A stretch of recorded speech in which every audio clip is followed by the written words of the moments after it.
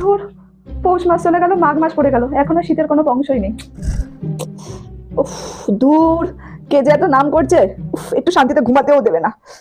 আর এর আগে কত কত করে শীত পড়তো, যে কেউ লেপ থেকে বেরোতে পারতো না, এত শীত থাকতো। আর এখন এক ফোঁটাও শীতের কোনো গল্প নেই।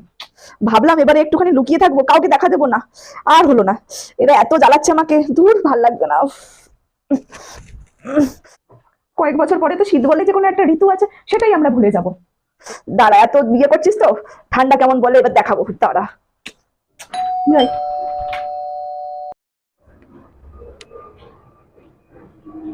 কিরে, তোরা খুব জ্বালিয়েছিস না, এইবার দেখ কেমন লাগে।